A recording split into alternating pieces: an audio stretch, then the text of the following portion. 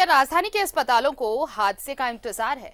हम ये सवाल इसलिए उठा रहे हैं क्योंकि राजधानी के ज्यादातर अस्पतालों में फायर फाइटिंग के इंतजाम नहीं है और इस पर गंभीर सवाल खड़े हो रहे हैं। 115 अस्पतालों में महज 13 अस्पताल ऐसे हैं जिनके पास फायर एनओसी है। बिना फायर एनओसी के अस्पतालों को नोटिस अब भेजा जा रहा है। डीसी के निर्देश पर अस्पतालों को ये नोटिस किया जा रहा है। कानून को ठेंगा क्यों दिखा रहे राजधानी के अस्पताल संचालक, ये सवाल है। और अस्पतालों में अगर आग लगी तो आग बुझाने की व्यवस्था क्या है, इसके लिए कोई पहल क्यों नहीं की गई? क्या हादसे को दावत दी जा रही है? राजधानी के सैकड़ों निजी अस्पताल ऐसे हैं जहां ऐसे हादसे का इंतजार है।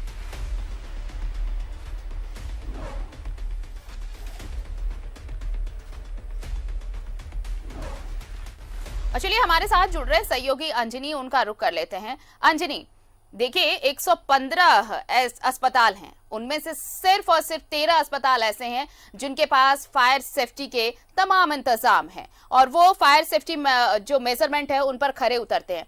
बाकी के अस्पताल यानी 100 से ज्यादा अस्पताल ऐसे हैं जहां पर इस तरह के कोई इंतजाम ही नहीं है। अगर कुछ हादसा होता है तो जिम्मेवारी किसकी होगी? देखिए आरती, कल की जो घटना घटी है यदि उस पे हम गौर करेंगे तो कहीं ना कहीं रांची में, ये सिर्फ रांची की बात हो रही है, रांची में 113 जो है रजिस्टर्ड प्राइवेट हॉस्पिटल है और कई तो अवैध रूप से भी चल रहे हैं जिसका कोई खाका जो है जिला प्रशासन या सरकार के पास भी नहीं है। और जहां तक मरीजों की सेफ्टी का बात है, कल का जो दृश्य मैंने राज हॉस्पिटल में देखा था, वहाँ आप समझिए 9th फ्लोर का जो मरीज है वो नीचे आकर बैठा हुआ था और जिसके हाथ में सलाइन का इंजेक्शन भी का जो ये है वो लगा हुआ था। तो आप समझ जाइए कि किस तरह की व्यवस्थाएं जो है निजी हॉस्पिटल में है।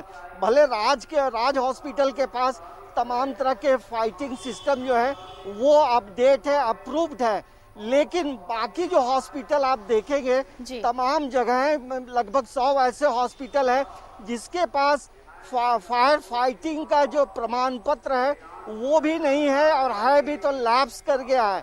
यहाँ तक रांची का जो झारखंड का सबसे बड़ा हॉस्पिटल रिम्स जिसके बारे हम लोग बात करते हैं, वहाँ भी प्रॉपर मुकम्मल व्यवस्था जो है फायर फाइटिंग की नहीं है। तो कहीं ना कहीं जो मरीज हैं या मरीज के जो परिजन हैं उनके साथ ये लोग खिलवाड़ कर रहे हैं। कोई घटना घटेगी तो तुरंत जो है ये अग्निशमन सेवा जो है वो उपलब्ध नहीं हो पाती है क्योंकि हॉस्पिटल आने में भी वक्त लगता है। तो ये तमाम जो जिम्मेदारी है खुद हॉस्पिटल की होती है क्योंकि जो भी निजी हॉस्पिटल है मरीजों से बहुत पैसे लेते हैं और ये थोड़ा मोड़ा पैसे नहीं लेते हैं। यदि आपका मेडिकल क्लेम है तो उसमें बेतहाशा ये लोग पैसे काटते हैं, लेकिन जहां जीवन रक्षा की बात है, जहां आग लगने के बाद जो प्रॉपर व्यवस्था की बात है वो अपडेट नहीं करते हैं और ऐसे में ऐसे लोगों पे जो है कार्रवाई भी होनी चाहिए। रांची डीसी को जो है रिपोर्ट भी सौंपी गई है अग्निशमन विभाग की तरफ से। तो अब देखना ये होगा कि रांची के उपायुक्त कब कार्रवाई करते हैं और इन लोगों पे जरूर कार्रवाई भी होनी चाहिए क्योंकि मरीजों की सेफ्टी के साथ खिलवाड़ हो रहा है। तो ये तमाम जो व्यवस्थाएं हैं खुद हॉस्पिटल प्रबंधन को भी समझना चाहिए। अंजनी, लेकिन इन सब के बीच सवाल तो ये भी उठता है कि अगर अस्पताल चल रहे हैं बगैर एनओसी के तो प्रशासन और सरकार अब तक कहां थी? अगर प्रशासन को ये खबर है कि इतने अस्पताल जिनके पास फायर एनओसी नहीं है, फायर सेफ्टी को लेकर एनओसी नहीं है, तो फिर इतने दिनों से उन पर एक्शन क्यों नहीं लिया? अब कल देखिए, कल राज अस्पताल के पास ये घटना हुई है, उसके बाद अचानक से प्रशासन की नींद खुली है और अब ये तमाम छानबीन हो रही है कि डीसी ने निर्देश दिया है, तमाम ऐसे अस्पतालों को नोटिस दिया है कि इसके लिए आप जवाब दें। तो ये चीजें प्रशासन को भी टाइम टू टाइम मॉनिटर करने की जरूरत है कि क्यों बिना लाइसेंस के इस तरह से बिना एनओसी के अस्पताल चल रहे हैं।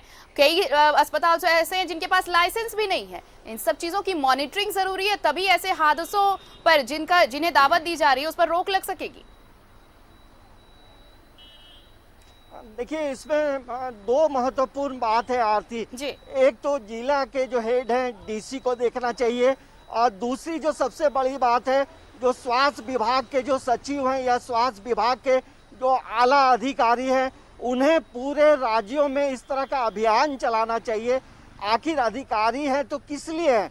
सरकार ने अधिकारियों को रखा है विभागों में तो तमाम चीज़ों को दुरुस्त करने के लिए रखा है। सिर्फ आप कोरोना से भी जंग लड़े जरूर है, वो भी एक बड़ी बात है, लेकिन यदि किसी हॉस्पिटल में जो 100 हॉस्पिटल रांची के हैं, यदि वहाँ किसी भी तरह का आगजनी होता है, शॉर्ट सर्किट होता है, तो बहुत मुकम्मल व्यवस्था इन हॉस्पिटलों में नहीं है। तो इसके लिए जिम्मेदारी यदि आएगी तो फिर सरकार पे आएगी, लेकिन सरकार के अधीन जो आला अधिकारी हैं, सचिव रैंक के अधिकारी हैं, उन्हें इन चीज़ों को देखना चाहिए। इसके लिए टीम गठित करने की जरूरत है। और इसके साथ साथ ऐसे हॉस्पिटलों पे सिर्फ फाइन नहीं करना चाहिए, क्योंकि ये लोग मरीजों के साथ खिलवाड़ कर रहे हैं। ये हम बार बार इसलिए कह रहे हैं आरती, कल जब राज हॉस्पिटल की जो तस्वीर हमने देखी थी, मरीजों का क्या बुरा हाल था। 9वें तल्ले से मरीज और उनके परिजन सीढ़ी से भाग रहे थे, जिनके हाथों में सलाइन का इंजेक्शन लगा हुआ था। तो ये पूरा जो सिस्टम है कहीं ना कहीं ये बताता है कि पैसे कमाई के पीछे ध्यान है और मरीजों के जीवन रक्षा। या पूरे हॉस्पिटल में खाली मरीज की बात नहीं है, वहाँ डॉक्टर भी काम करते हैं, नर्स भी काम करते हैं, सिक्योरिटी गार्ड के लोग हैं, सफाई कर्मी हैं, लिफ्ट मैन है। तो कई लोगों का जो जान है उस पर आफत आ सकती है। तो ये एक बड़ा सवाल है और न्यूज़ 11 भी लगातार ऐसी खबरों को प्रमुखता से दिखाता है जहां आम लोगों से जुड़ा ये मसला है, आम मरीजों से जुड़ा मसला है। तो हमें लगता है कि इसके बाद अब स्वास्थ्य विभाग जो है जरूर चौकन्ना होगा और रिम्स को भी दुरुस्त करने की ज़रूरत है। और जितने भी जो लगभग रांची में 100 प्राइवेट हॉस्पिटल है, इन पे नकेल कसने की ज़रूरत है।